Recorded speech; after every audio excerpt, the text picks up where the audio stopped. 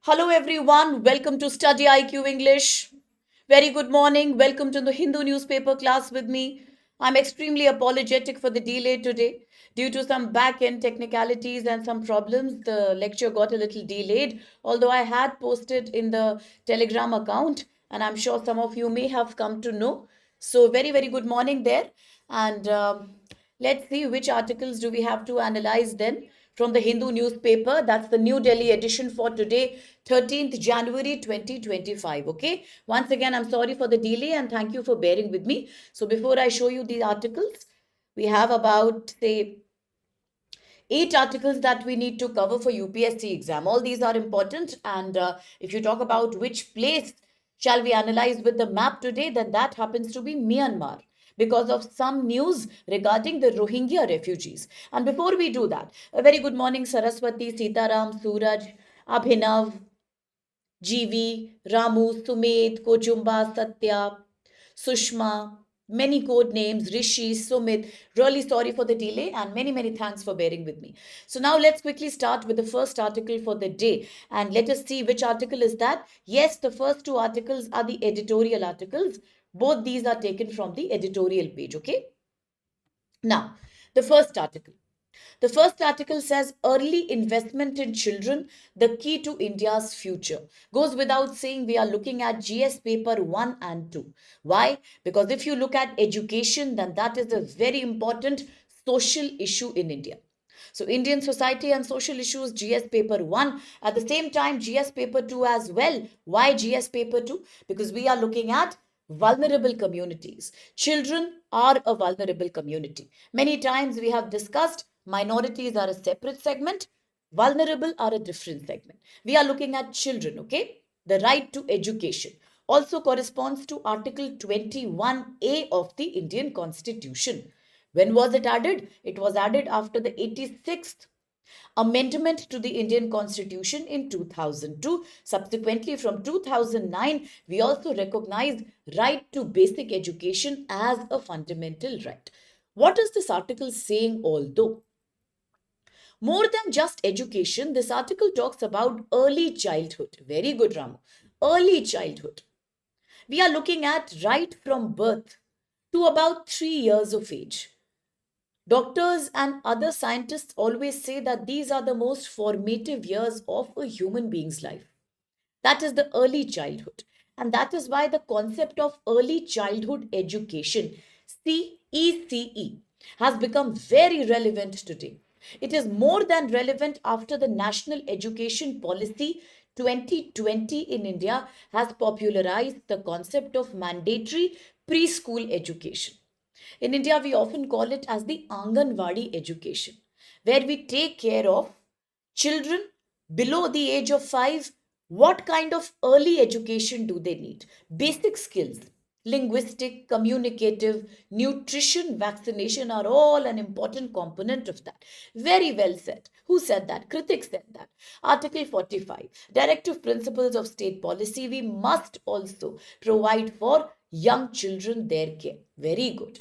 Yes, early childhood education, a fundamental today. Very good morning, Vikash, Kritik, Anoop, Rehman, Shubham. Very good. Absolutely. So that is exactly what this article says. Now, quickly let us summarize. What does the article talk about? Article says if India wants to become Viksit Bharat, a developed country by 2047.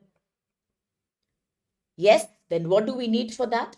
For that, we must understand this goal of becoming Viksit Bharat will not happen just by making policies, just by talking about slogans. It will only be possible when India tries to completely revolutionize and go for better development of our human resources. Today, we all understand that in a country like India, the highest populated country in the world with about 1.4 billion people, the biggest resource India has is people themselves. Human resources. We are a very young country. Average age 27 years to 28 years. Younger than most countries in the world. We have a demographic dividend. We have a youth bulge. Now is the time to take advantage of that. If we can take advantage, we can become Viksit Bharat by 2047. Should we not?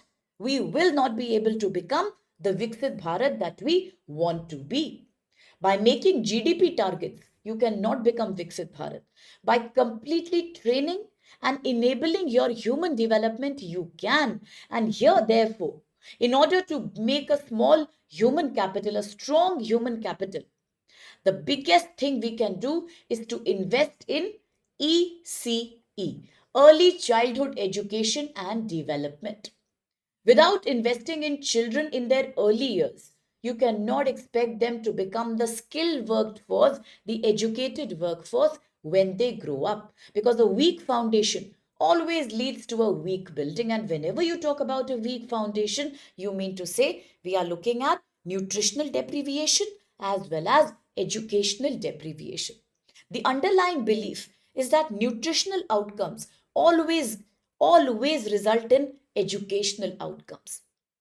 In India, we have a very high instance of child wasting, child stunting. That means children have a low weight, children have a low height, and therefore it also impairs their cognitive development. We cannot become Viksit with a weak labor force, with a weak human development. Here comes the importance of ECED, early childhood education and development. It is crucial. Why it is crucial? Because it is not about welfare. It is not about welfare. It is an economic investment. We always think that when we spend money on education, very good, Ramu, when we spend money on midday meal scheme, when we spend money on vaccination, Mission Indradhanush, we are trying to invest and waste money. We are trying to spend the money that we have. It is not expenditure. It is an investment that you will get the advantage of in future. You will get the dividend of it in the form of demographic dividend. That's what this article says. Article says the first 1,000 days, the first 1,000 days, right from when a child is born up to the child when the child is 2 years old, are the most important window of opportunity as per World Health Organization. Yes, the same World Health Organization which President Trump has abandoned in January, the same UNICEF, United Children's Fund, which America has abandoned, both of them say that first 1,000 years of a child life are very important. Very important. Beautiful inputs, Ramu. Youngest population, Bihar, Uttar Pradesh. Most elderly population in India, Kerala, because of lower fertility rate. Very good. The midday meal scheme, PM Poshan, it all started from Tamil Nadu. Wonderful. And great, said Vikash. Today we are creating the Samagra Shiksha Abhiyan by combining all the existing educational policies. Very good. Now coming back to the first 1,000 days. Yes, the first 1,000 days of a child life are the most important window. If we do not invest in that, we are wasting on the demographic dividend. The next important phase comes when the child turns 3 to 8 years. That means another 2,000 years that are important. If we calculate it in completeness, we have the first 3,000 days of a child that will determine the adulthood of that child. These are the most important ages and stages for a child. Why? Because as per the data of the article, do remember, up to 85% of the brain development, cognitive functions, they all happen during the first 3,000 days of a child. Physical health, emotional health, the ability to learn, all these are decided within the first 3,000 days. And therefore, if today we invest in ECED, early childhood education and development, we will have kids who perform better at school, who gain skills faster, who will tomorrow earn better income, who will tomorrow make India Viksit Bharat.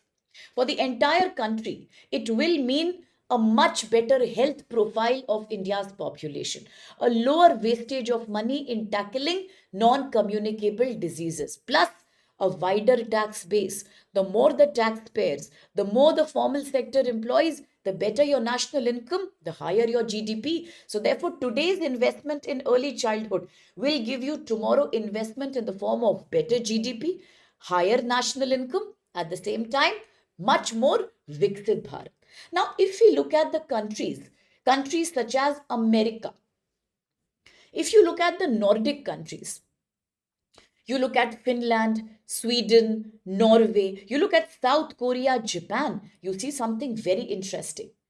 Here, the data shows the more the government has invested in early childhood education and development, the results came after 10 to 20 years. The result will not come immediately. If you invest in today's generation for the first 3,000 days of their birth, you can't expect a result in 2 years because they take time to grow up and they will take time to become a part of the labor workforce. But exactly after 10 to 20 years, you will start seeing that difference. You will see the difference when you find intergenerational change. One generation performing better than the previous, not just in terms of their health, in terms of their job productivity. Very good, Kojumba.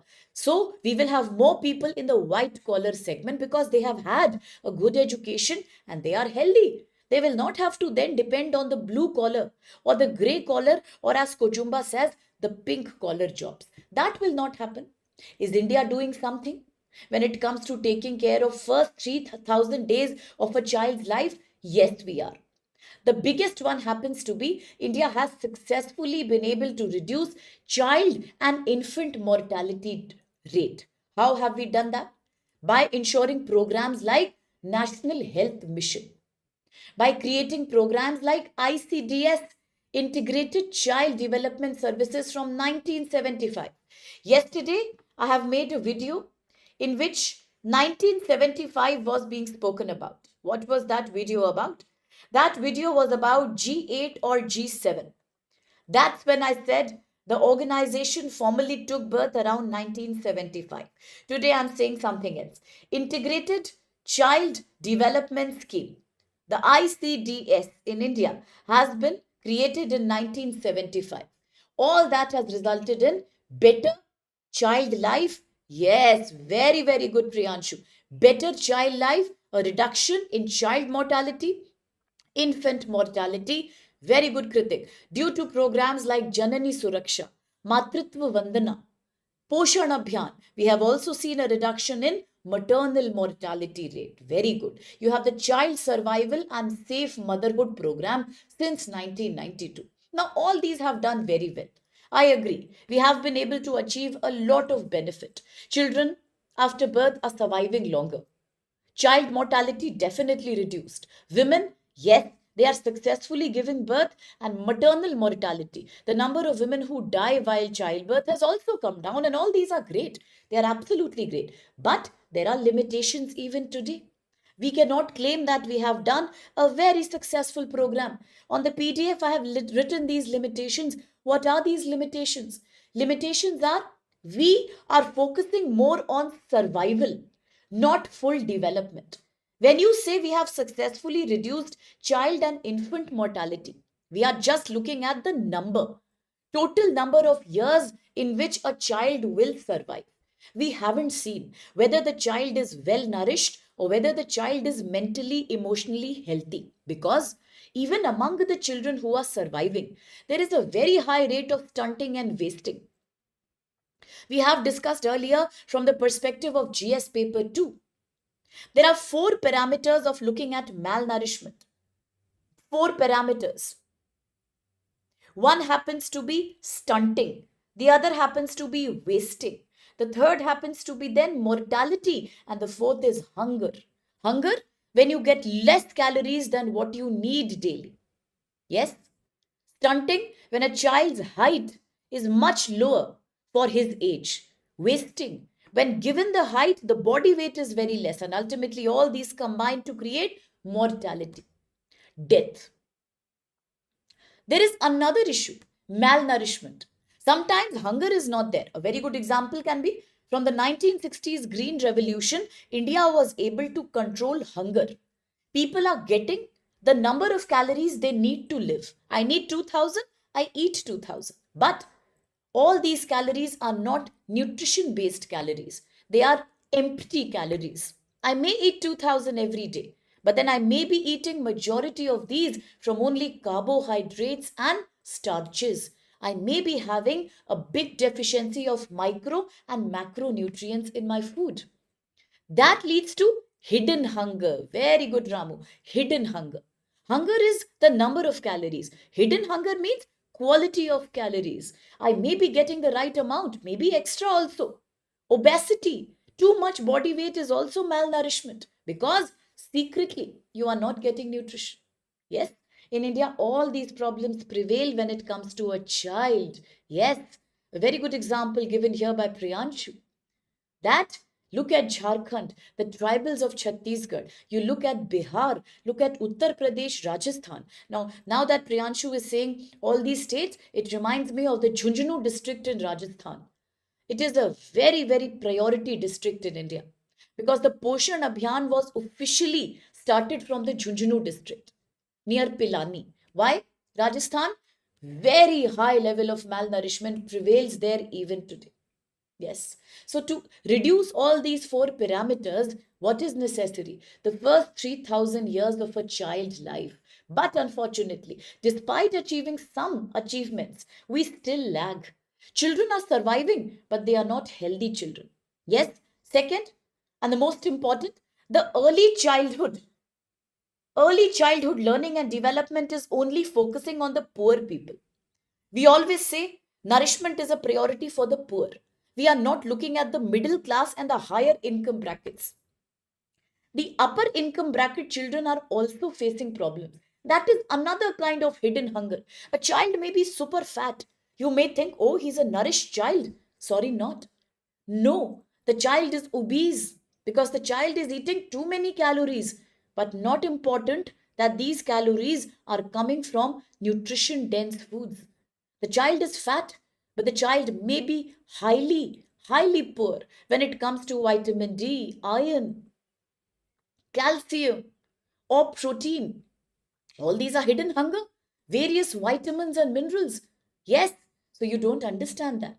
In India, the biggest reason behind this sudden surge in hidden hunger was the Green Revolution.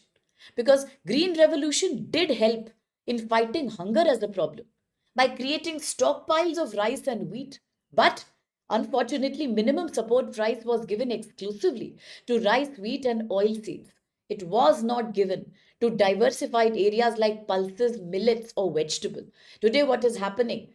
Indians are primarily consumers of staples like rice and wheat, triggering another kind of problem. That's hidden hunger. Yes, we all look very nice and plump, but from inside, we are definitely shallow. We are hidden hunger victims, and that's what we are looking at. Early development program is not just for the poor children, it is for the higher income children too. They are obese. Because of obesity, they develop from a very young age diabetes, type 2, insulin resistance, screen addiction, depression, acute deficiency of iron and vitamin D. Yes, all that is common among children from the upper income group as well. So, therefore, one big lesson we learn from this article is that, sorry, early childhood development and education should be universal. Very good, Vanishka. It cannot be exclusively for the poor, it has to be universal. It has to go to every Indian family. It's not just meant for the children of the poor. Very well said, Satya. Very well said, Madhav. Ultimately, the more the money, the more you consume fast food. Now that you said it, I must talk about America in one line. America is one country where you will see a very high rate of obesity. People are very, very fat.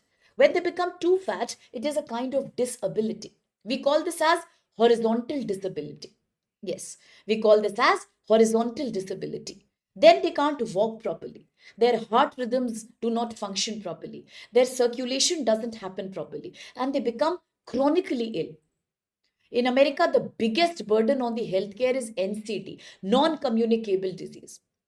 Why? People have disposable income, much more than India.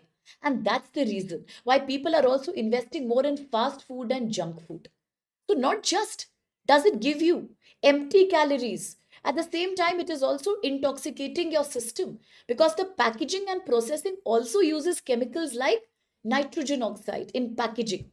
All that is being consumed by the human body. And then what Ramu and us spoke about many times, the HFSS diet, high food, high fat, salt, sugar diet.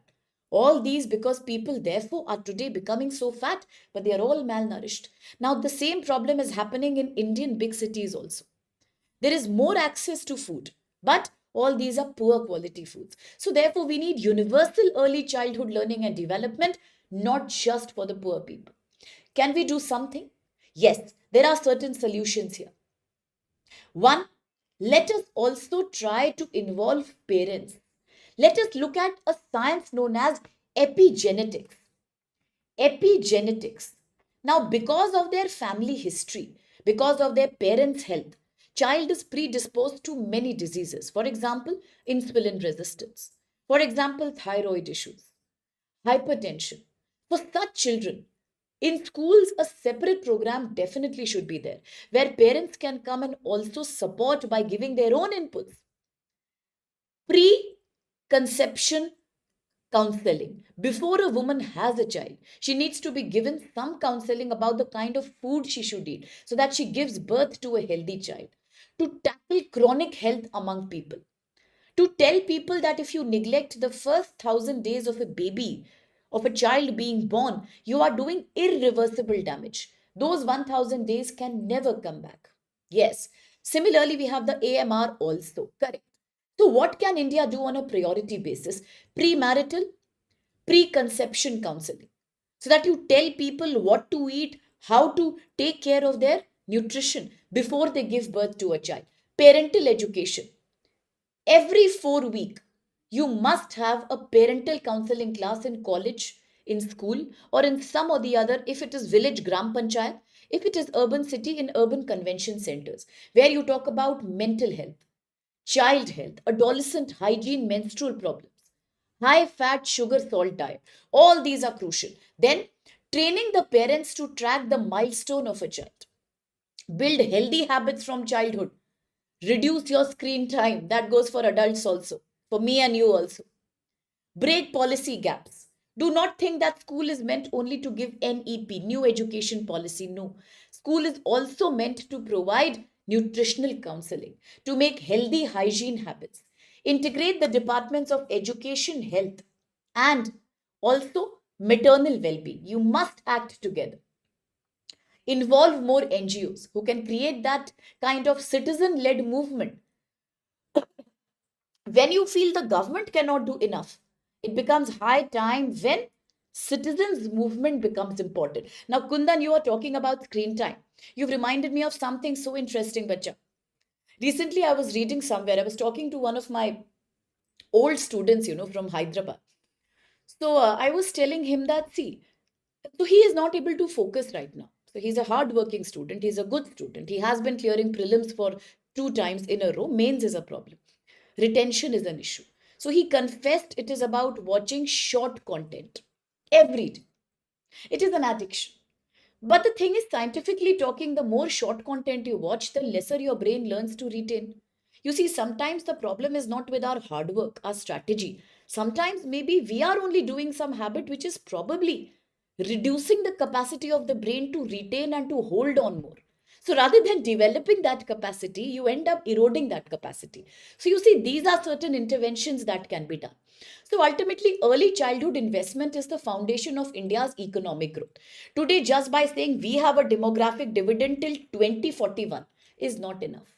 It will finish after 2045 if nutrition, health, mental well being, screen time are not integrated together. So ultimately, it cannot start from 7th grade or 10th grade. Sorry, it can't.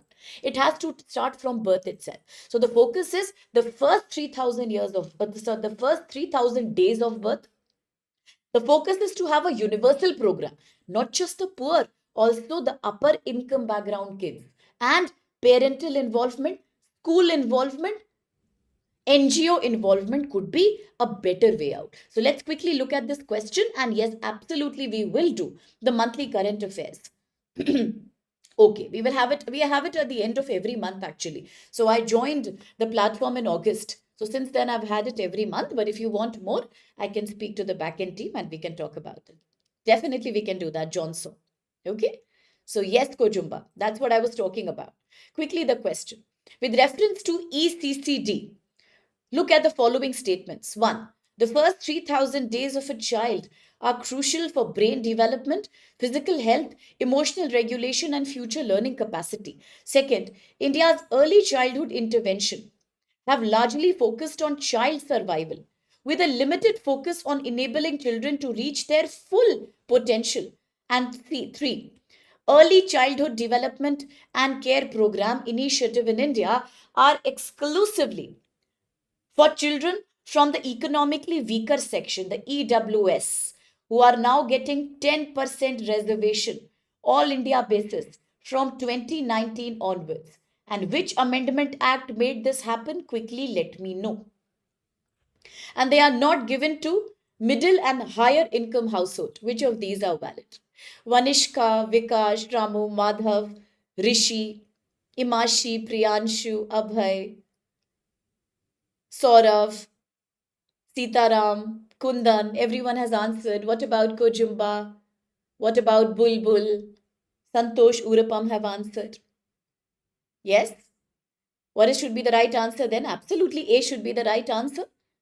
Why is there a little confusion here and there? A should be the right answer. Why will it not be right? First and second are correct. Look at the third one, but why is it not right?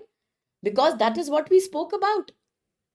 Today in India, we are only giving this program of early childhood learning and development to the poor children, assuming that they are malnourished, assuming that their parents don't provide them Anganwadi or other early childhood schools.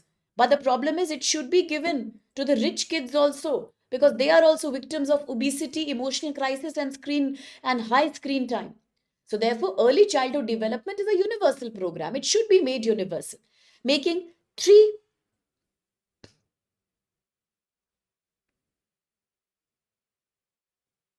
That is the confusion. Now I understood. Okay, I got it. So ideally, third should be correct. We should give it to everyone, not just to the poor children. Okay, so I think most students have misinterpreted the third statement. You are thinking that the third statement says in that in India we are not giving it to the poor children, but we should give it. No, that's not what it means. It means that in our country, programs are exclusively designed for children from economically weaker segments because they are not relevant for middle income. No, wrong. They are relevant. They are very relevant for children from rich groups also. We should extend it to them on a universal basis. So that is why we can't say they are not relevant. They are relevant. We have to make it universally applicable. So therefore, A should be the valid answer. Yes, we are excluding them, Kritik. Very good. Good morning, Rabina. So I asked a question. Kritik has answered. Who else answered? Who else answered? Vanishka answered. Nobody else? Kundan answered. And anybody else answered? Yes? Very good, Vikash. Absolutely, it is one third. It is the third one. 103rd Amendment 2019.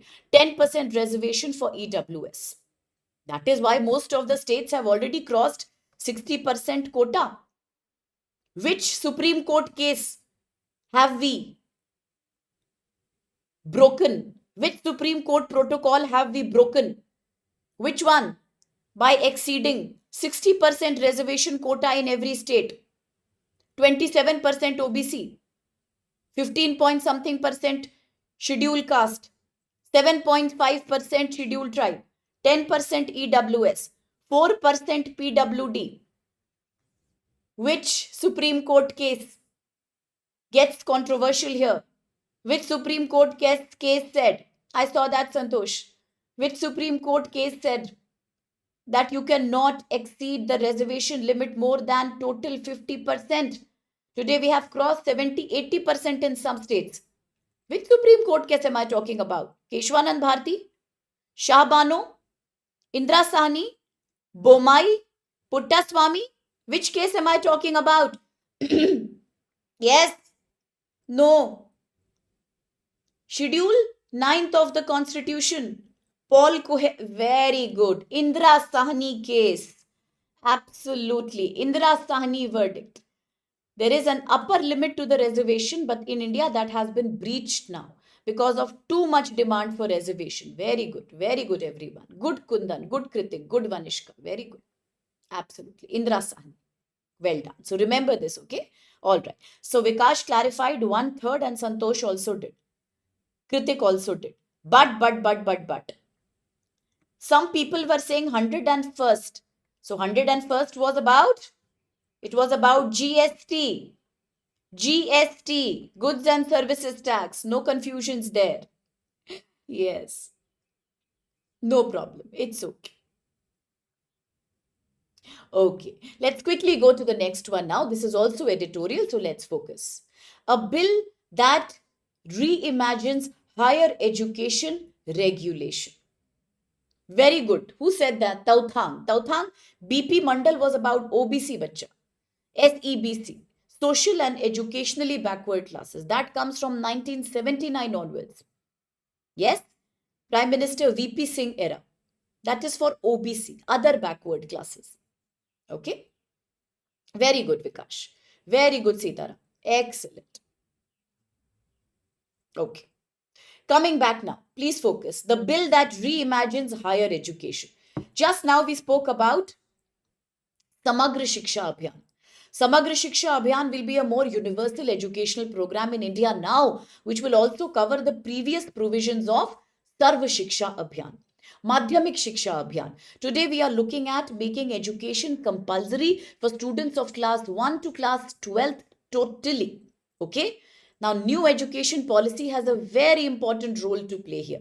But what is this article trying to say?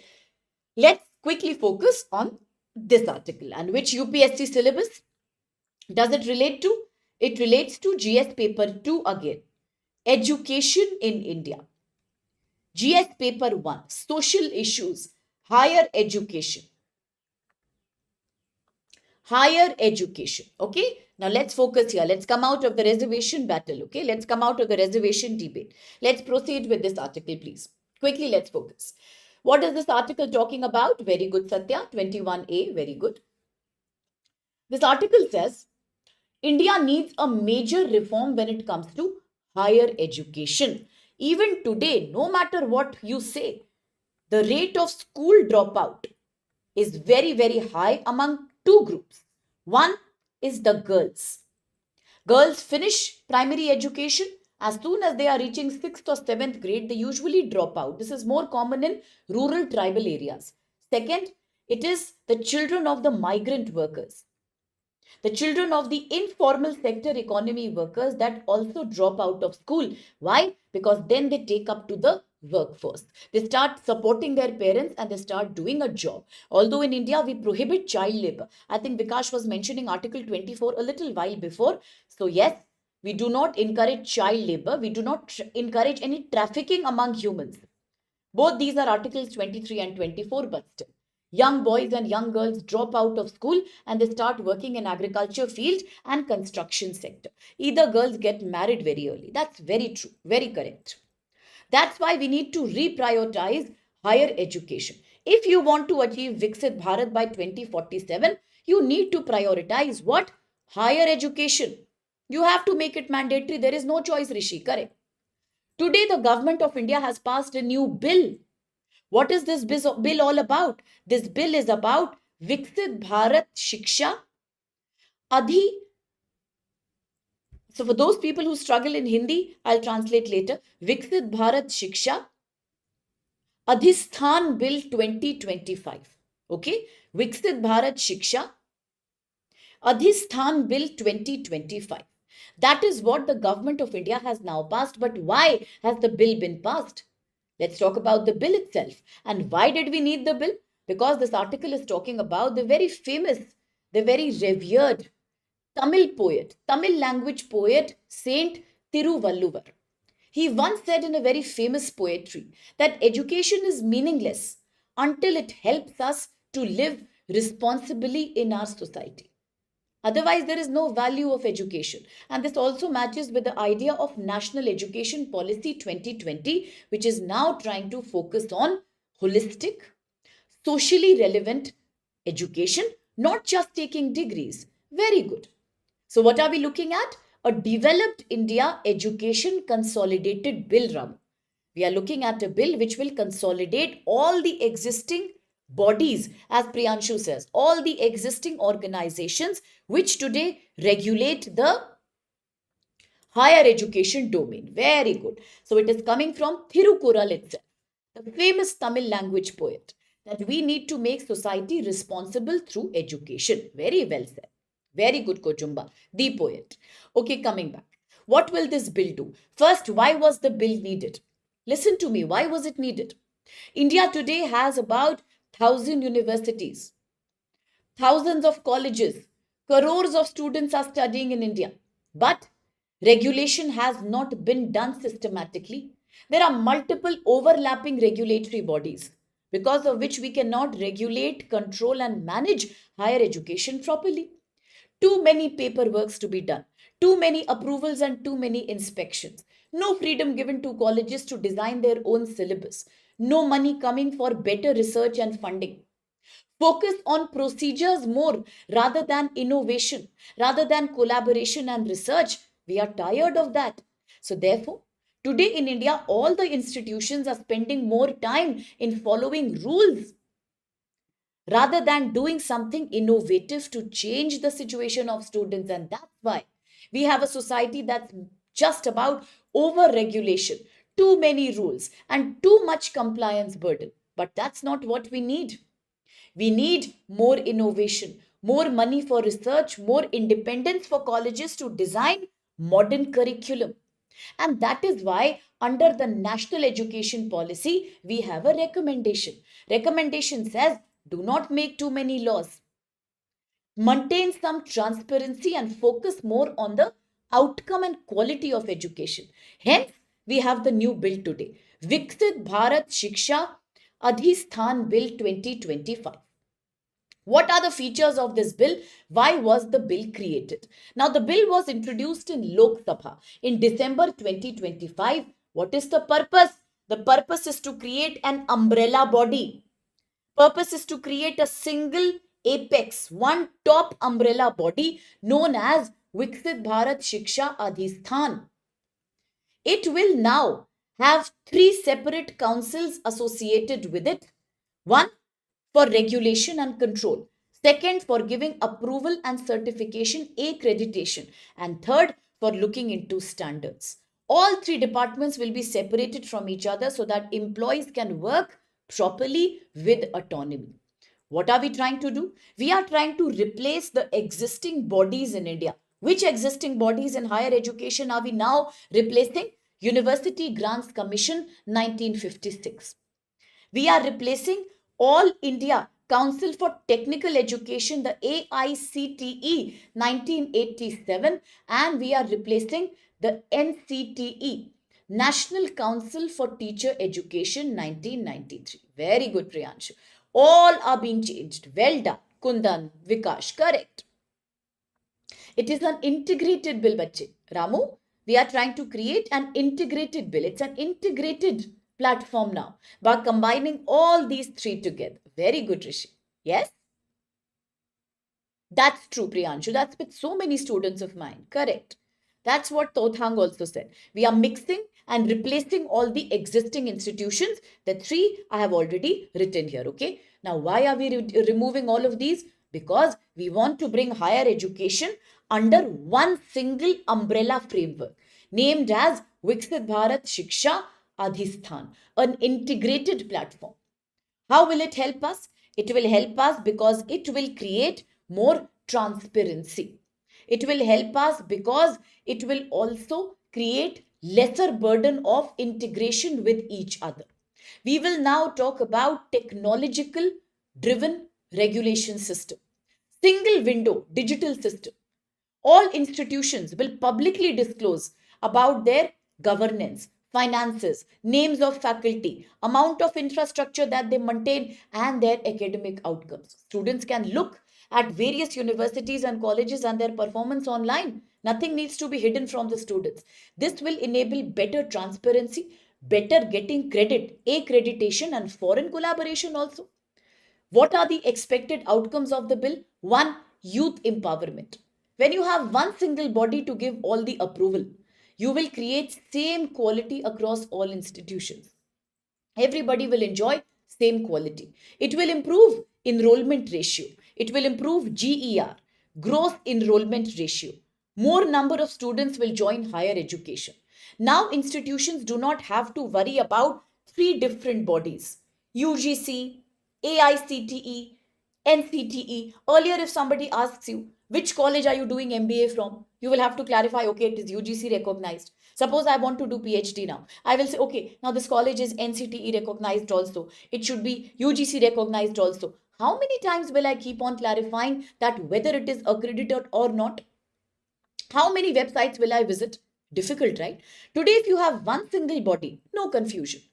It just has to be identified under the Viksit Bharat Shiksha Adhisthan. That's it. Only one umbrella body. You don't have to run from pillar to post, checking whether your university is valid or not. Worried whether tomorrow UGC will take back its degree or not. So many students of mine, they are preparing. They keep taking degrees side by side. They have to. Now, one student was telling she did a B.Ed 3 years before. Within 6 months of her completing the B.Ed program, UGC took back its certification. Now she's like, what should I do? My university is not UGC recognized anymore. I paid so much money also. It was a private college. You see, that is the problem. Students' time and money gets wasted. Correct. That's a valid thing, Saurav. Now, this is the issue today. You can't keep verifying any university's accreditation repeatedly. So now what do? We create a one single window system so that now you know which is a valid, which is an invalid, unrecognized university. With more funding going to these higher institutes, children can now focus on more learning, more innovation, upskilling and reskilling. Students can give their feedback and grievances under the same umbrella window body and they will be taken care of. We can also match global standards with better quality, stronger outcome. It's easy to do foreign collaboration also. A better research culture can be promoted. If you have a common body to regulate all universities, many more foreign students will come to India because now they can also understand what is a valid, which is an invalid institute.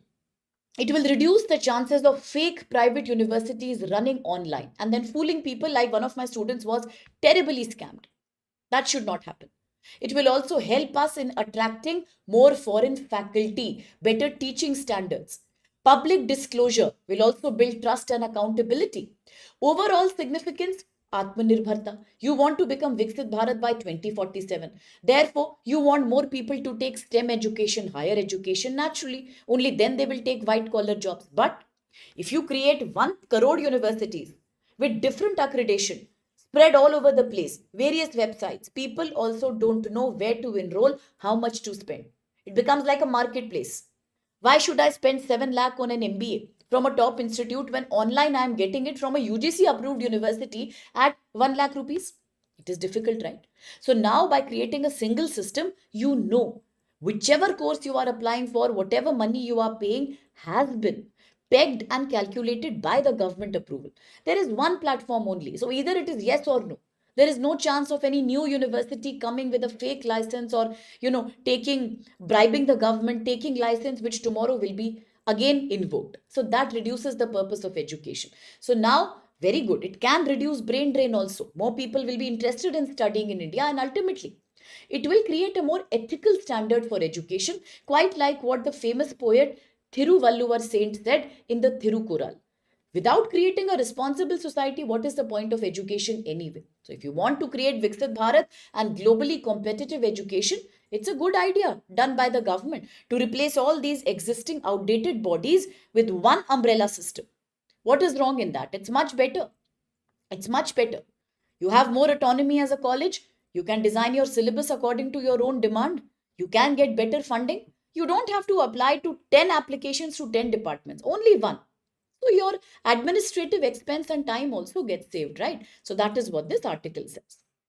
Okay? That is so true. Correct. Culture lag. Very good, Kriti. Beautifully said.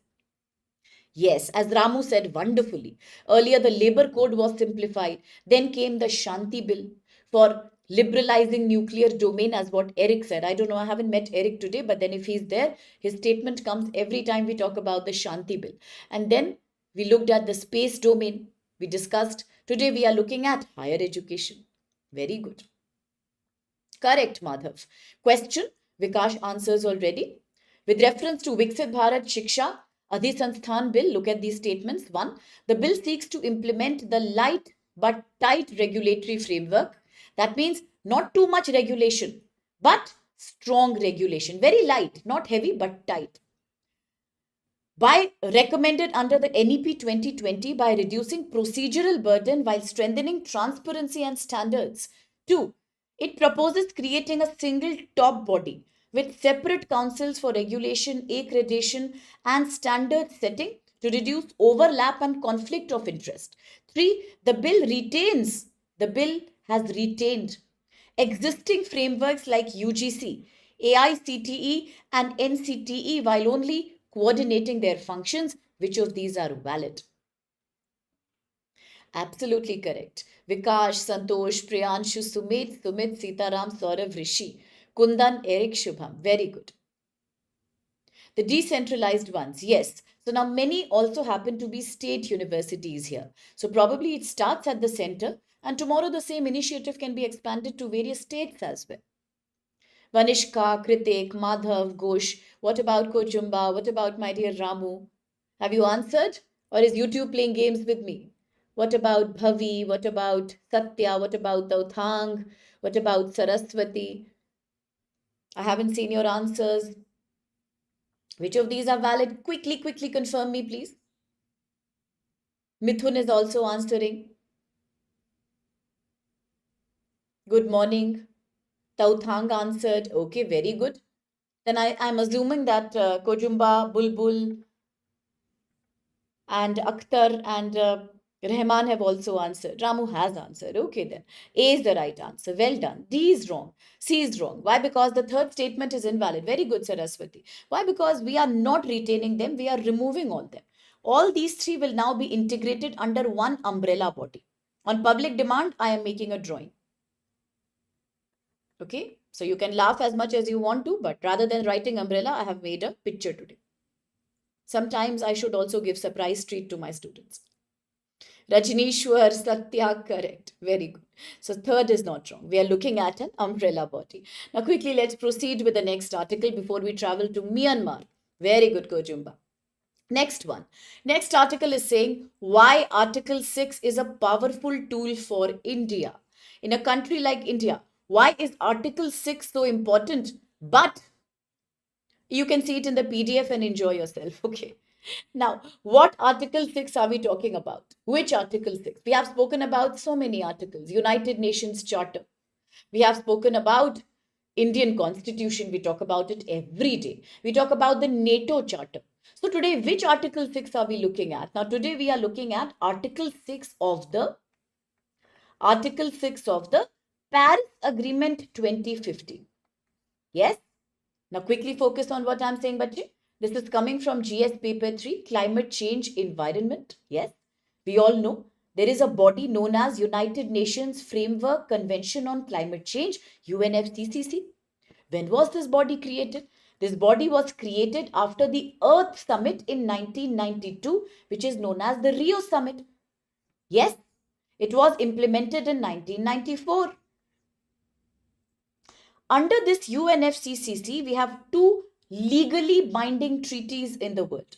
Two legally binding environmental treaties. One is the Kyoto Protocol from 1997 that was signed in Japan, that was only binding on the developed countries. Developed countries. The next one is more universally applicable to all the countries, and this is very good. The 2015 Paris Agreement. Yes, legally binding treaty. And what does it say? It says everybody, all the countries should make sure that we have to reduce carbon emission by 2030 by making our nationally determined contributions, and we have to promise that we will not allow global temperatures to rise more than 1.5 degree to 2 degree before the pre-industrial level. Very good. Excellent. Excellent, each one of you. I'm so proud of you. Very good. Very well said. It was in the news, Kundan, because President Trump has recently walked out of it. President Trump has rejected this treaty. That's why it was in the news. Yes. Now we know what is Paris Agreement. Very good. If this is Paris Agreement, then today we are talking about Article 6 of the Paris Agreement, which Ramu has defined beautifully. Article 6 of the Paris Agreement. Why is it important and what are we looking at? Very good, Satya. I'm so happy, so proud of you. The concept of Vikash and Satya says CBDR, Common but Differentiated Responsibilities, the Carbon Climate Finance Fund. Very, very good. So proud of you. Brilliant. Now come back to the article. What does the article say? And somebody was also talking of citizenship here. Did I miss? Kundan was telling. Very good, Kundan. Indeed, it is Article 5 to Article 11, where we exclusively look at citizenship. So, very good. Now, let's come back, Bache. Now, we are looking at Paris Agreement. Yes, the legally binding treaty from 2015 under UNFCCC. We are looking at an article of this treaty called Article 6. Why? Because Article 6 of the Paris Agreement is like a global climate partnership. Where was it signed? At COP 29. Recently, we had COP 30 in Belém, Brazil. I'm looking at last year. COP 29. During COP 29, Article 6 rules were finally made clear to the whole world. What is Article 6 of Paris Agreement? It is that article which allows countries to work together to reduce climate pollution. Yes, the same theme which came out in COP 30, Muti Rao, collective action to take climate change. The same theme that came out in G20 Johannesburg, as said by Kojumba, Ubuntu. Very, very, very good. Excellent, everyone. I'm so proud of you, honestly say. Very good, Rishi, which took place in Baku, Azerbaijan, COP 29. Brilliant. Absolutely brilliant. Perfect. Baku to Belém. Very good. Huge round of applause. Every day you make me more proud. Very good. Great understanding. Absolutely, Ram. Brilliant. Now coming back. Article 6 of the Paris Agreement 2015 is in news. What is it? It is that article which allows the countries to take a collective action, united action to control climate change, in order to make them do climate mitigation to reduce climate pollution. Very good. Under Article 6, there are three articles that become very important. Which are these? Let's talk about that. And before we talk about that, there is one more thing. India joined this system in 2025. Which system? The system of collective reduction of climate pollution. Article 6. India also became a part of this now in 2025 by signing a deal with Japan officially. What deal have we signed? India and Japan have signed a deal where now India is going to participate officially in the global carbon market. India will also take part in carbon trading now. And by doing this, India has finally become an official part of Article 6 of Paris Agreement. This means today India can officially participate in global climate market, but most people think and they believe that Article 6 is only about selling carbon credits. But it is not the main benefit. The most important benefit for India will be having an access to green, advanced technology, clean technology.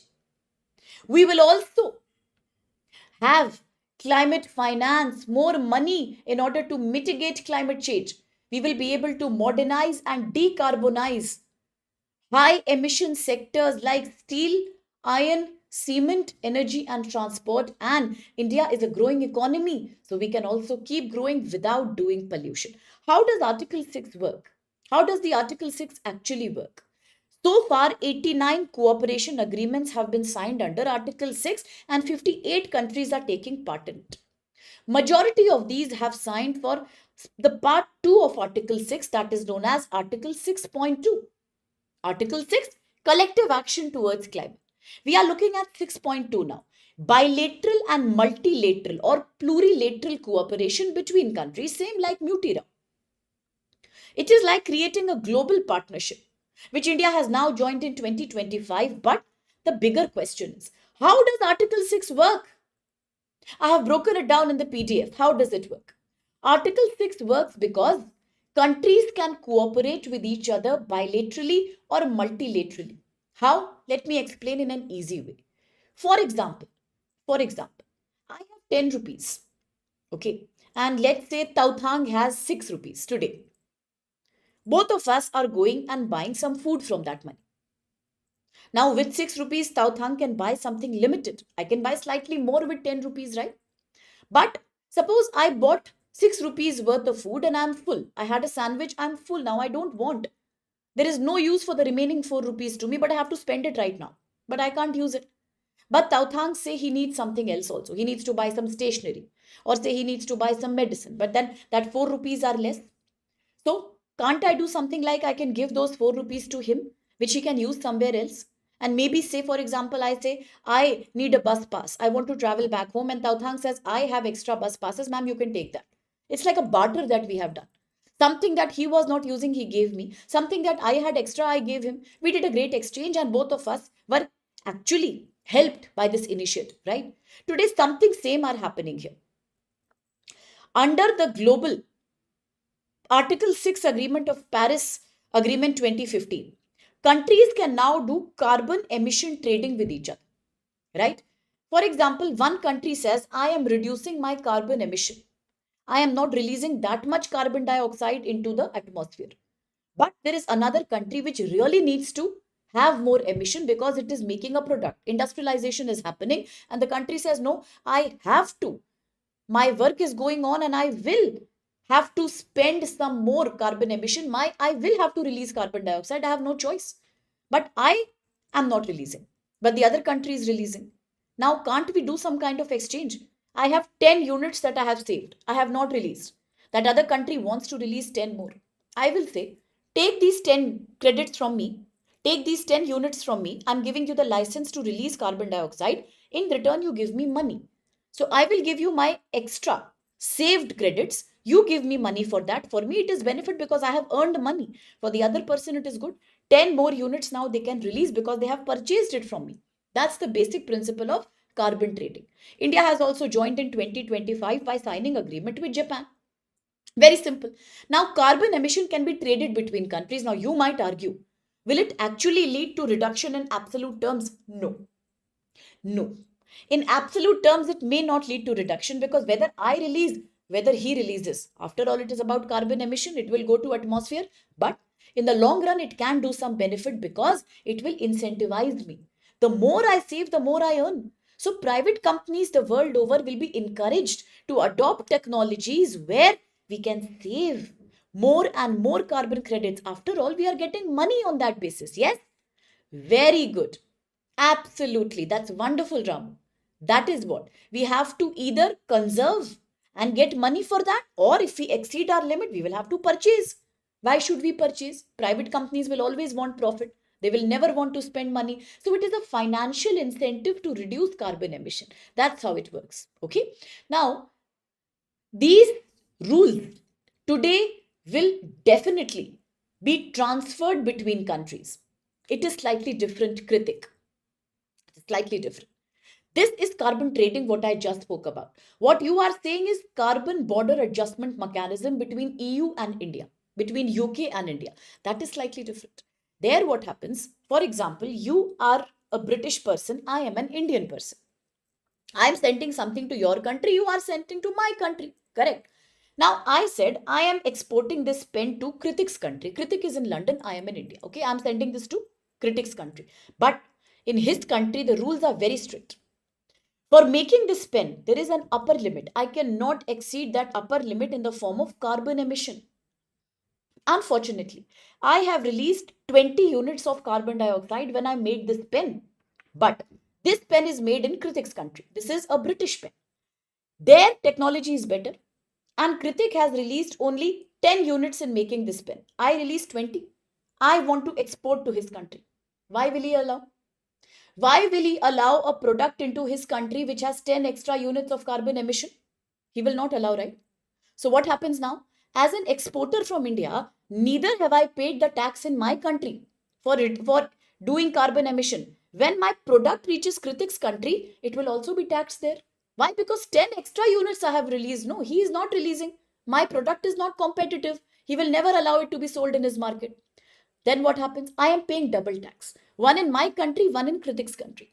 This is a problem. Exporters will lose money then. How much tax will they pay double? So that is why we have introduced CBAM, Carbon Border Adjustment Mechanism. Now what happens? Double taxation will not be there. It will not be there. We are trying to tell the foreign countries that, see, developing countries will take time in reaching the level of this 10 unit emission. We cannot suddenly go from 20 to 10. It will take time, 18, 17, 15, because we are still developing. So reduce that tax limit, revise that tax limit. So now, if Kritik wants to do free trade agreement with me, he will have to make some adjustment. He will have to give me time, and he will reduce that amount of tax. Plus, we both will sit and calculate together, and this exporter will have to make single tax payment only by an average calculation of tax of carbon in my country and in his country. So two times I won't pay, no, one in India, one in London. One time only I will have to pay. It will be calculated with some mutual decision, and that too, it will be easy on the exporter. Agreed? So that is CBAM. It is about cross border, so that exporters don't get double tax burden. Otherwise, who will export? Everybody will have loss. Understood? What I just spoke about is carbon trading. That is a different thing. Clear? Pakka, is it clear to everyone? Now let's proceed. There are three important parts of Article 6 of Paris Agreement. What are these? One is 6.2. Cooperation between one country to another. Today, for example, countries like India, Japan can do this kind of exchange of carbon tax with each other. Carbon emission trading can be done from each other. Very good, Ram. Absolutely. Then, second is 6.4. Listen carefully. 6.4 is not between countries, it is about United Nations. Yes, the same body which President Trump is abusing now. United Nations. It is a global system that is supervised by United Nations. 6.4, it has replaced the previous clean development mechanism. No double counting, high environmental standards, transparency. Last, 6.8, non-market approach. One is reduce carbon emission by doing trading with each other. Second, sometimes you don't want to do carbon trading. One country can help the other country also out of goodwill. For example, Japan is ready to help India with green technology, capacity building, better cooperation. Just like in the COP30 summit, India has spoken about Carbon Finance Fund, Tropical Forest Forever facility. Developed countries should give us $1.3 trillion finance to now mitigate climate change. Sometimes we can help also. That is 6.8. So all these three are parts of Article 6. What is India's strategy? India has identified 13 eligible activities for the first phase of Article 6. Which are these activities? Renewable energy with storage, offshore wind and solar thermal power, carbon capture, utilization and storage. CCU. Very good, Kundan. Very good question. Sometimes as easy loan, soft loan. Sometimes not even as loan. Out of goodwill, out of just your kind friendship gesture, also it can be done. Out of your climate responsibility. Under Paris Agreement, you are talking about so many things. There was another agreement which nobody talks about today. In 2015, all the global North countries, America, EU had promised that every year, we will give $100 billion to poor countries to help them adopt green energy. Did they pay? Nobody paid. Nobody paid. These are carbon responsibilities also. Yes.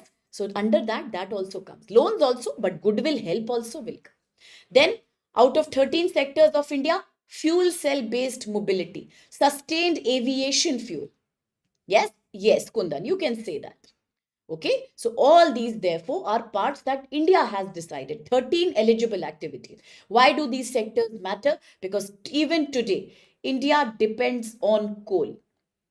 India's coal dependence and also China's coal dependence is very high.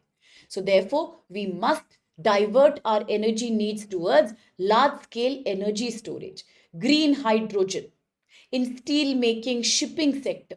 We must divert towards offshore wind energy sector. We must also support deep decarbonization. So, what can India do? India today, under Article 6 of Paris Agreement, has designated a proper authority that is known as Designated National Authority under Article 6. Designated National Authority. What will it do? It will create letters of authorization. It will make clear cut rules on adjustment between countries and sharing of carbon trading. But we have to fast hasten this process. In India, we have 1600 days for some projects that are still needing approval and they are still pending. Across other countries, within 400 days, approval is already given. So we need to hasten the approval on green energy projects. We should have much better single window clearance system. Now, because today, if you look at the whole world, Article 6 also can support India's transition towards biochar.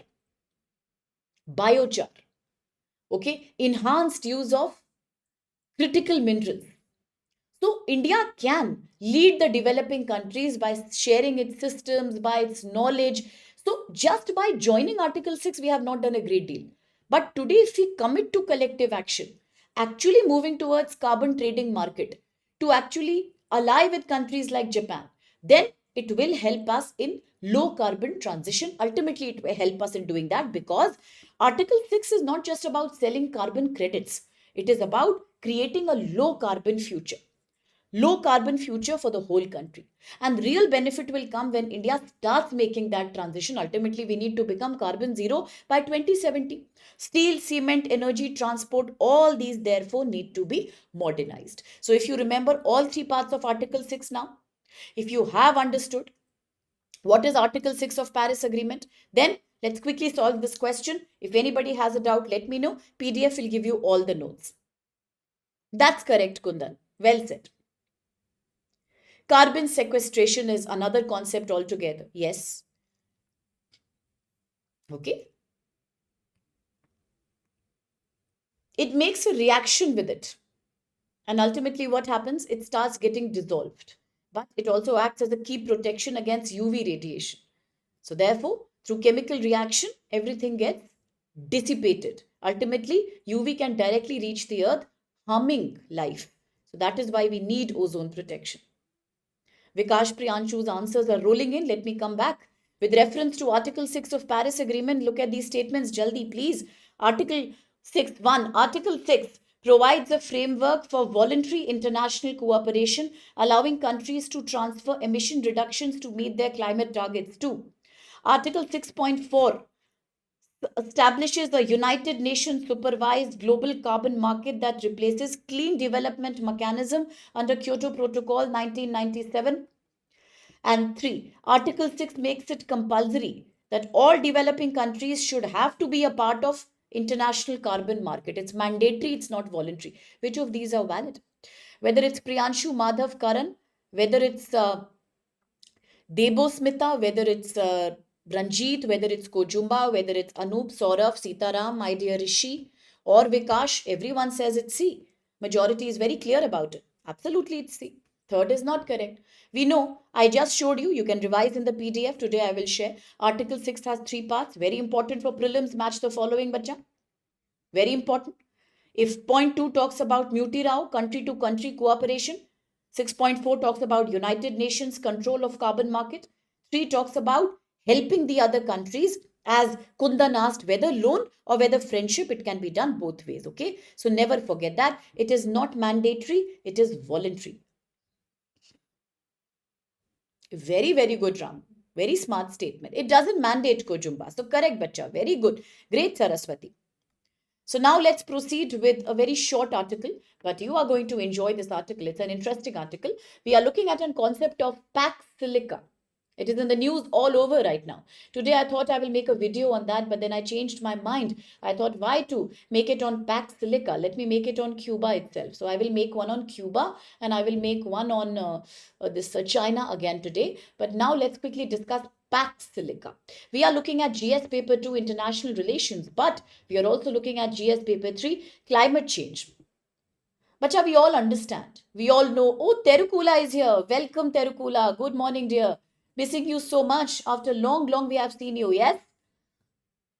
Long time. Welcome. Very good, Karan. Very good, Karan. No problem. You're welcome, dear. Now, coming to the article, Bache, we are looking at Pax Silica. Let me quickly explain to all my students what is Pax Silica. Bacha, please focus here. You all know that China dominates. China dominates the global market when it comes to the downstream refining, mining, and processing of two things. One is critical minerals and the other is rare earth element. I have told multiple times that these two are different things, they are not the same. Yes, critical minerals is a broad category which includes minerals like graphite, lithium, cobalt also. When you talk about REE, I have explained many times REE and REM are a specific group of 17 minerals on the periodic table, 15 lanthanides plus two others. They are a very narrow category, REM. They are not called REM because they are actually rare. They are not so rare also. They are called REM because we are talking about 17 dedicated items from the periodic table. But they all are a part of broader category of critical minerals, which further include others like lithium, cobalt. Yes, at the same time, graphite. All these are included there. Correct? Very good. Beautiful. Gallium, cobalt, Vikash. Very good. All critical minerals, but not REM. This question can come in the prelims. There is a difference between the two. Now, when it comes to China, very good, Terukula. China rules when it comes to mining and refining. What's the difference? All these are found under the earth. When you talk about extracting them from the earth, it is called upstream. When you talk about after extracting them, what do you do with them? You mine them, clean them, refine them. Why do you need to mine and clean them? Because they are mixed with impurities. They are never present in their pure form, and you can't use them in their pure without them coming into their pure and clean form. So you have to clean them properly. For cleaning them, you have to invest a lot of labor, technology, and you have to make sure environment is clean. That is why other processes like cleaning, mining, and refining are called downstream processes. China is a leader when it comes to mining, refining, and processing. Very good, Kochumba. Very good. China controls more than 70% of mining, refining, more than 87% of processing of all these critical minerals and rare earth elements. That is why the whole global community is dependent on China. If it was not dependent, then President Trump would have behaved with China the same way he has behaved with Brazil and India. But he did not. He went and met President Xi Jinping in a summit called G2 Summit in South Korea. Why? He wanted to ask him, don't stop the supply of rare earth mineral. What will we do? Why are they so important? Because they are used. They are used in electronic vehicle battery, solar cell battery, wind turbine magnets, sintered magnets. They are used when it comes to making transition towards green energy semiconductors. So the whole world is dependent on China today. Today, the developed countries, especially the G8 countries, today we call it G7. Does everybody know why do we call it G7? Does everybody know? Created in 1975. It was a group of G8 countries, group of 8, the most powerful and industrialized countries of the world. But in 2014, Russia captured an area that you all know from the map, your Zudo Jack or Lady Zudo Jack or I don't know what. Russia captured Crimea in 2014. As a retaliation, this group removed Russia. Today, therefore, it is not G8, it is G7 only. Okay. Now, this group is very worried today that why should we depend on China? Why should we always look at China when it comes to critical minerals? Why cannot we do it on our own? And that gave birth to the concept of Pax Silica. Pax Silica is a US led group of 8 countries. I'm writing it here in a big way. Pax Silica is a group of 8 countries which are focusing on developing self-sufficiency, Atmanirbharta, in the case of semiconductor, critical minerals, and artificial intelligence. What is the aim? To reduce dependence on China when it comes to supply chains of critical minerals and REMs. Today, these countries have also invited and shown interest in India. Yes, and this is very paradoxical because recently we have seen a complete break in India America relations. 50% tariff, H1B visa. America calling India as a key reason behind Ukraine war. America threatening with a 500% tariff on Russian oil import. All these are the problems between India and America. But despite these problems, there are 2-3 areas in which India and America are still close. One is the Quad. We discussed it in detail yesterday. Quadrilateral dialogue. India may host the Quad next year because, after all, protecting the Indo-Pacific is a mutual interest for both India, Australia, US, Japan, and South Korea. Otherwise, China will come and capture. Second, US also needs India and Australia's support when it comes to developing self-reliance in critical minerals. We all know nobody can depend on China for a long time because China is a country that is also very unpredictable. It can reduce the supply and give you shock. It can disrupt the supply chain. It can use it as a proxy war. Today already China is threatening Taiwan. Through Taiwan, China is threatening US. Taiwan is a great ally of America. Today China has completely surrounded Taiwan. China continues to threaten Hong Kong, Japan as well. So we can't trust on China. China's BRI very good. We can't trust.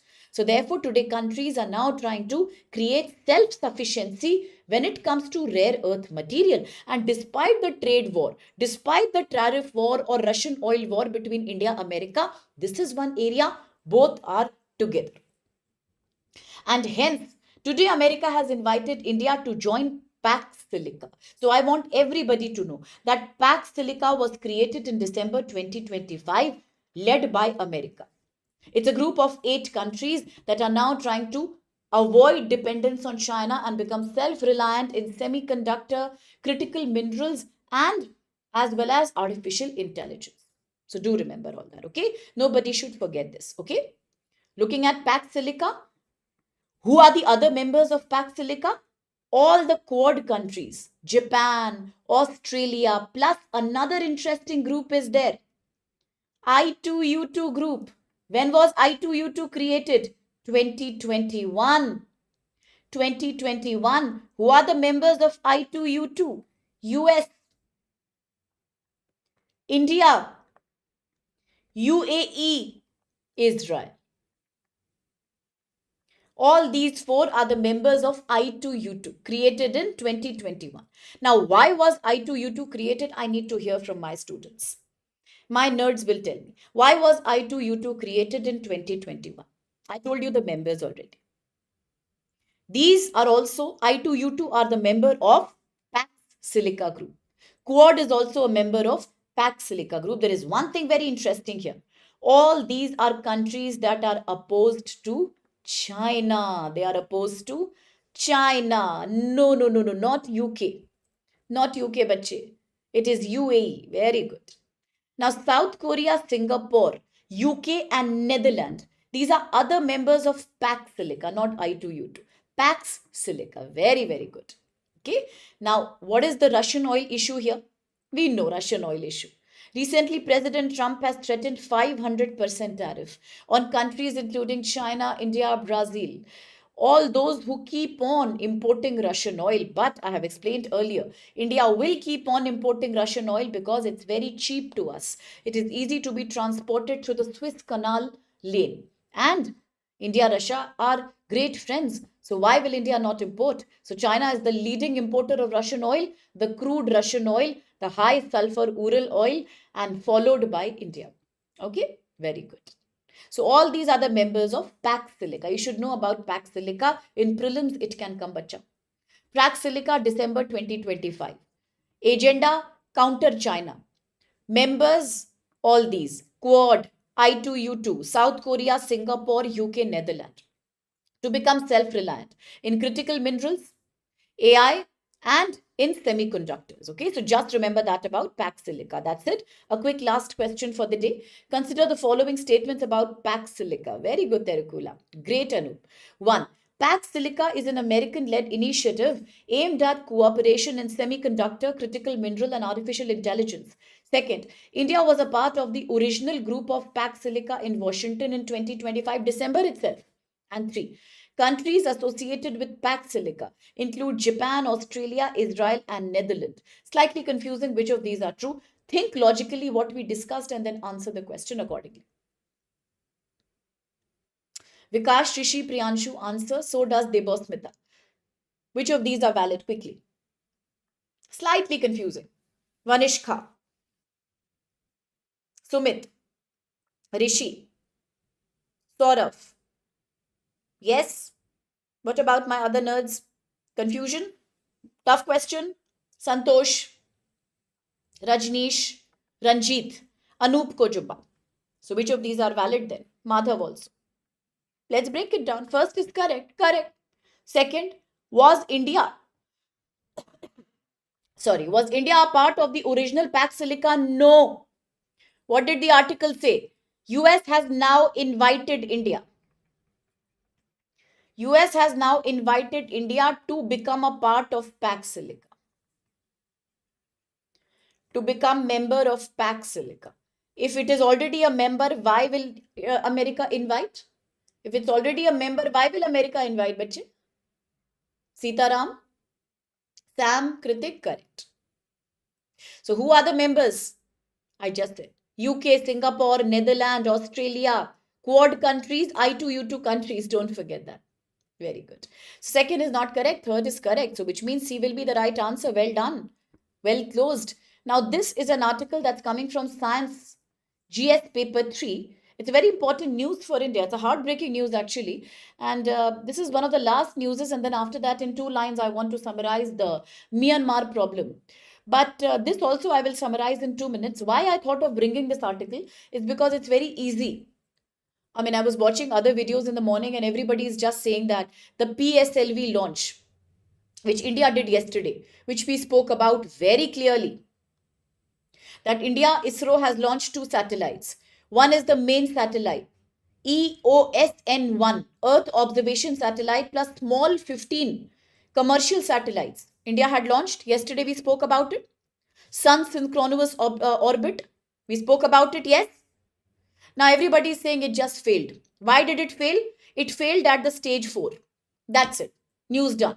Now I don't want that because most students will not even know what is the stage 4. What has happened? So give me exactly 2 minutes. From scratch, let me explain what has happened so that in future also you understand the issue. That's it. Give me 2 minutes for it. 1 minute for the last one. Let's close in 5 minutes because we started late. So I'm sorry about that. Okay. Give me just 3-4 minutes. Very good. Quickly focus now. Quickly focus, please. What has happened? Okay. So today, unfortunately, ISRO, Indian Space Research Organization, which has achieved great feats in the past, Nisar satellite, Chandrayaan 3, Aditya L1, you name it, has unfortunately failed today in one situation. This is unfortunately the second failure that we have experienced between May 2025 to today, January 26. Unfortunately, the second failure that has happened. Sorry about that. What has happened? ISRO launched the PSLV C62, which was carrying 2 very interesting satellites. I told you already. One is the satellite that is known as EOSN-1. It is an Earth observation satellite. Plus, it was also carrying 15 smaller satellites. All these are commercial satellites. I told you yesterday, now we are Privatizing the space also, just like we have privatized nuclear, Shanti Bill. Space is also being privatized. We have the body named as NCIL. Now, the body is responsible for commercializing India's satellites. We will get money out of that. So, we launched 15 small satellites also. Everything was working fine. The rocket was working very nicely until the end of the third stage. Until the end of the third stage, everything was working fine. What suddenly happened? Suddenly, the rocket started rotating uncontrollably. Just like you fill air in a balloon. What happens? The balloon is stable after the air is inside. Imagine a small hole happens. What happens to the balloon? Have you seen? What happens? The balloon just goes berserk. It just flies in all the direction. It just goes out of control. Then you can't even catch it. Something similar has happened. By the end of the third stage, unfortunately, it became so rotational. It started rotating in such a way we could not control it. Just compare it with a balloon in which you pierce a needle. That's exactly what happened. Yes, there was a complete uneven roll rate disturbance. Nobody could stop that. Why did it happen? Because the rocket completely derailed from its planned path.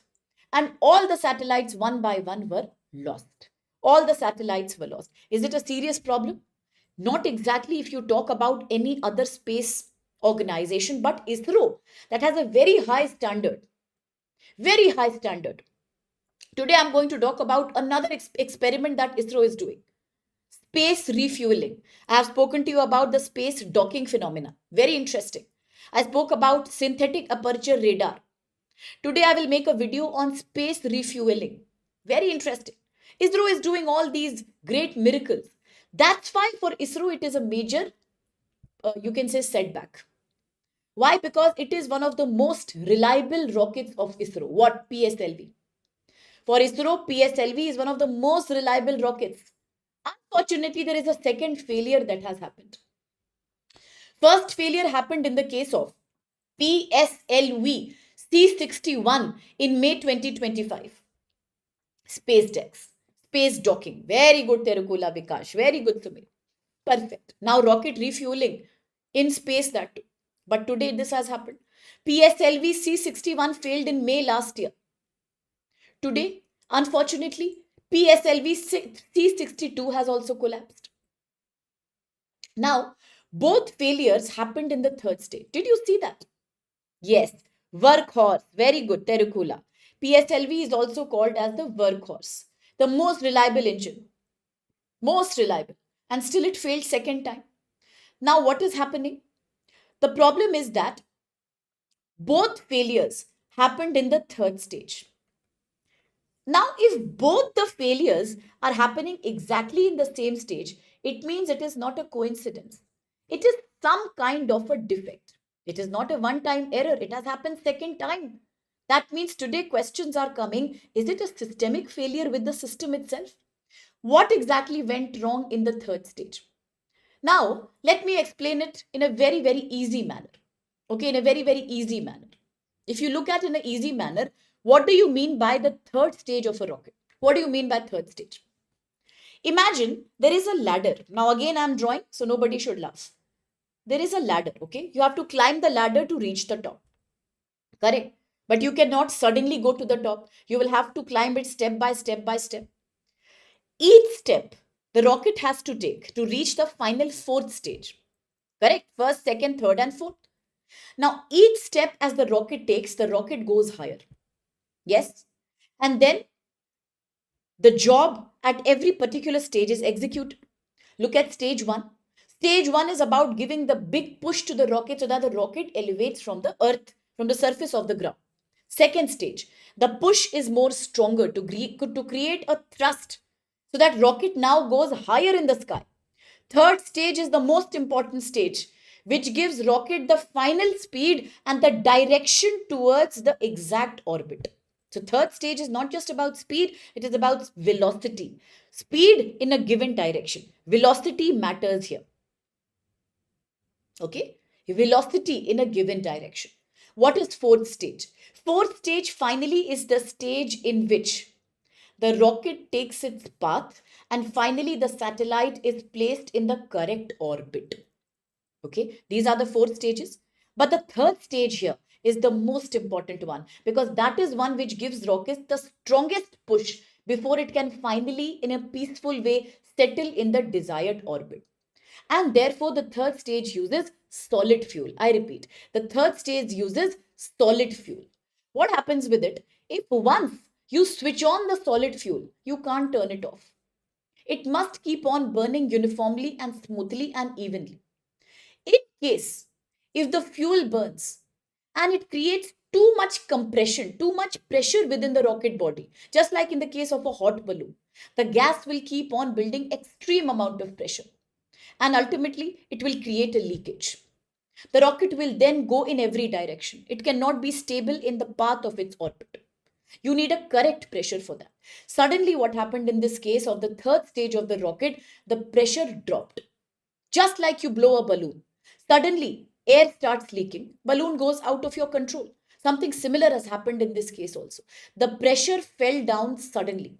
Today, people are asking, why did the pressure fall down suddenly? Was it because the rocket body itself got damaged? Was it because it had earlier itself an undiagnosed structural damage? That is what we don't know. In this case, the ISRO is saying the rocket suddenly started becoming in a spinning movement. The rocket began spinning. And then the third stage, in both the failures, in the May last year and today's failure, the rocket got internally damaged. Now there is nothing we can do. This is the same kind of damage. People are a little worried because in the previous failure, in the case of C61, there was an investigation that was done. Failure analysis committee was made, but the report was not made public to the people. So people are therefore asking, why are these damages happening tomorrow if we are planning to launch commercial satellites? Why is ISRO launching satellites so soon, so quickly, one after the other, if such problems are happening? ISRO said we have fixed the issue immediately. Now there is no problem. It was a public declaration. But within 8 months, the PSLV C62 also failed. So who will bear the financial cost today? That's the question. It will be borne by the government. It will be borne by the DRDO. It will be borne by the NSIL. Today, that's the private body that takes care of commercializing ISRO's contracts.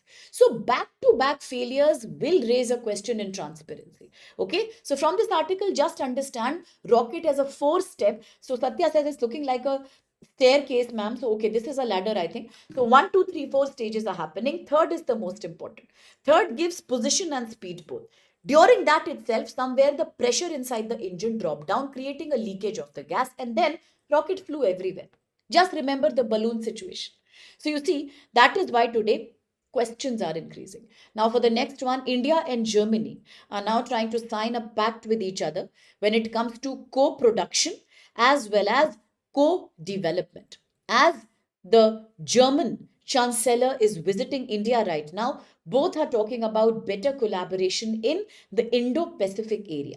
Okay, that's all we need to know now until proper agreement is signed. Not much here. Then a quick news in the passing.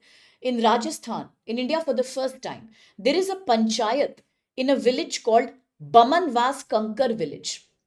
This village is the first panchayat to get fully organic certificate. Very interesting piece of news. Fully organic certificate, because people here are using chemical free pesticides and fertilizers. People are very health conscious when it comes to agriculture. They take care of their climate and ecology, and they also maintain a good soil microbe health. That's why it got the first such certificate in India of becoming fully organic. Now that's it. Just in passing, there is a body in the world known as International Court of Justice. We all know it is the judiciary organ of United Nations, headquartered in the Netherlands, in a place called Den Haag. Never get confused between ICJ and ICC. ICC is International Criminal Courts. Unfortunately, both have the same headquarter at Hague, so it's confusing.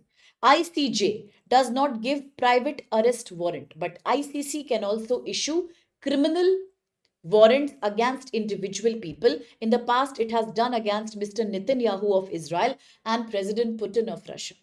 ICJ looks into conflict between one member country and another.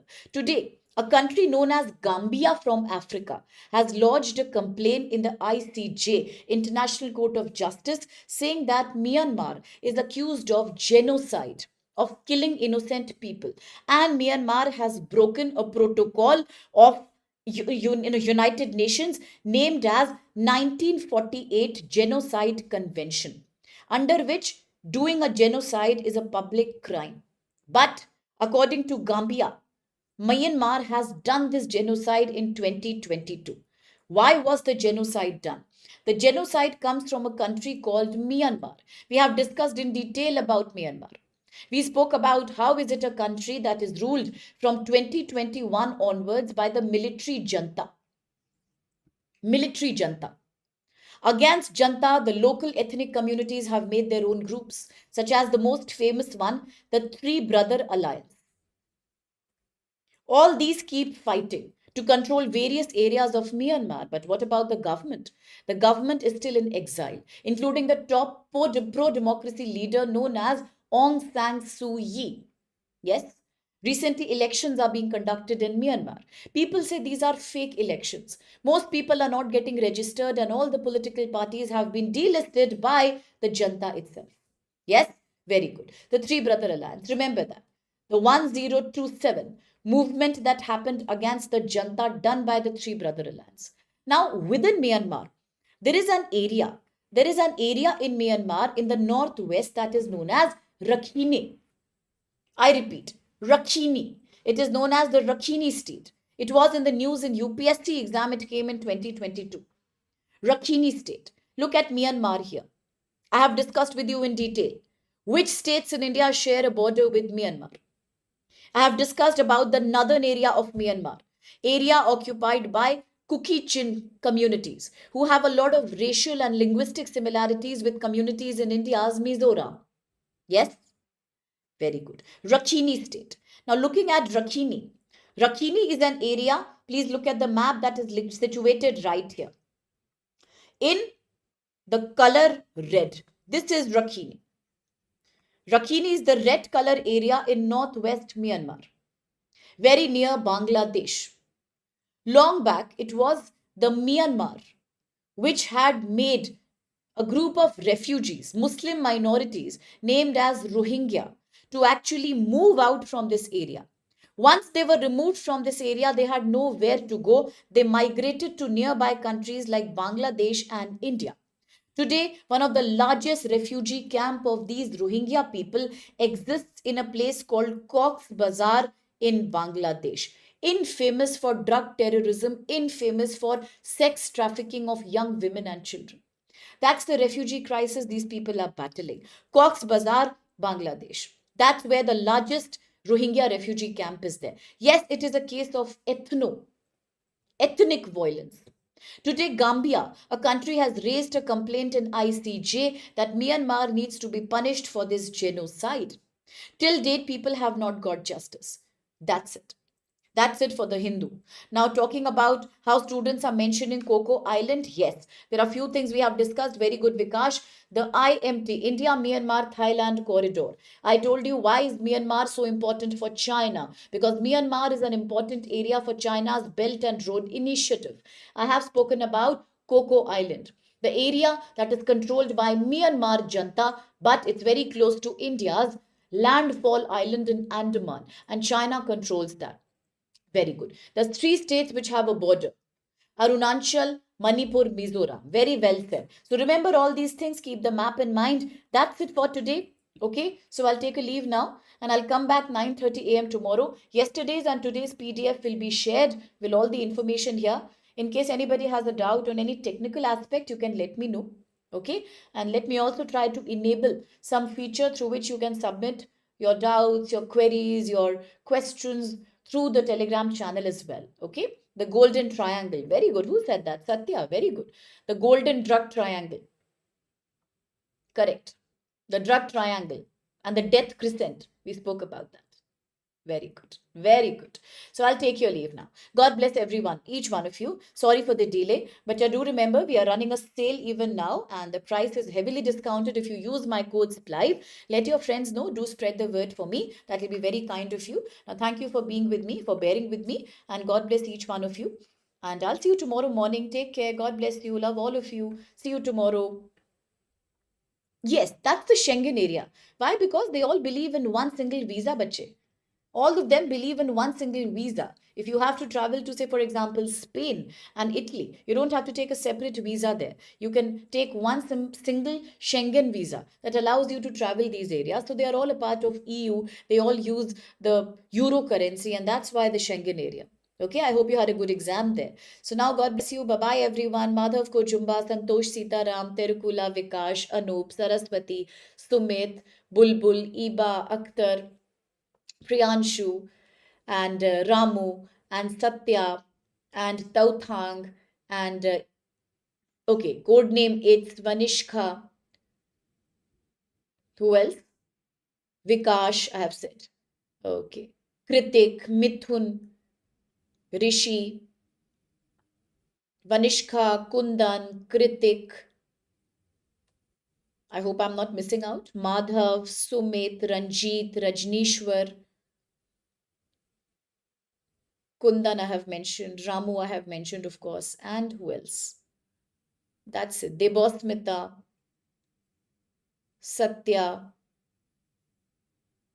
Okay, that's it then. Priyanshu, Kritika, Arang, Vanshika, Bulbul. That's it. Okay, God bless each one of you. See you tomorrow.